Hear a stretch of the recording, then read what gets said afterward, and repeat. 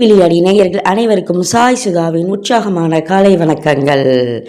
நேற்று ஜி தமிழில் சரிகமப்பா நிகழ்ச்சி அப்படியே சூப்பராக இருந்துச்சு. நீங்களும் பார்த்தீங்க தானே? சுசாந்திகா செம்ம பர்ஃபார்மன்ஸு. ஒரு பிடிக்காத பாட்டை கூட பிடிக்க வச்சுட்டாங்க நேற்று அவங்க. இத்தனை நாள் நான் அவ்வளோவா எனக்கு அந்த பாட்டு பிடிச்சதில்லை.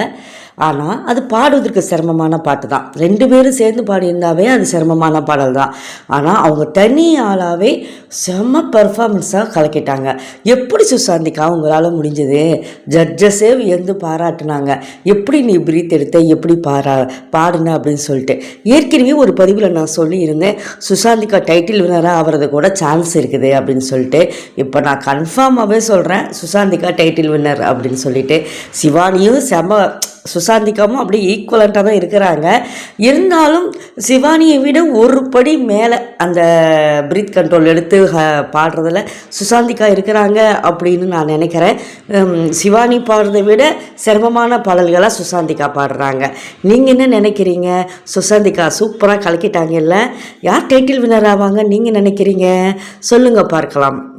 அதே சமயத்தில் இதிலிருந்து நம்ம கற்றுக்க வேண்டியது என்னன்னு பார்த்தீங்க அப்படின்னா, எனக்கு மனசில் பட்டது, கற்றுக்க வேண்டியதுன்னு சொல்கிறத விட அந்த நிகழ்ச்சியை பார்க்கும்போது எனக்கு மனசில் பட்டது என்ன அப்படின்னு பார்த்தீங்கன்னா, ஒரு 17-18 வயசு பொண்ணு இந்த அளவுக்கு அந்த மூச்சை பிடிச்சி அப்படி வெறியாக அவங்க பாடுறாங்க. எல்லாருமே இது சாத்தியமில்லாத விஷயத்தை நீங்கள் எப்படி செஞ்சீங்கன்னு கேட்டு பாடுறாங்க அப்படின்னா அவங்களுக்கு எவ்வளோ வெறி இருக்கணும். அந்த டைட்டில் வின்னர் ஆகணும், அந்த 5 சேரில் போய் உக்காரணும் அப்படின்னு சொல்லிட்டு அந்த ஒரு லட்சியத்தை நோக்கி அவங்க பயணம், அதில் கொண்டு அவங்க ஒரு முயற்சி, அந்த முயற்சியில் உள்ள ஈடுபாடு, அதுதான் அவங்கள கொண்டு போய் நேற்று அந்த சேரில் உட்கார வச்சிச்சு இல்லைங்களா?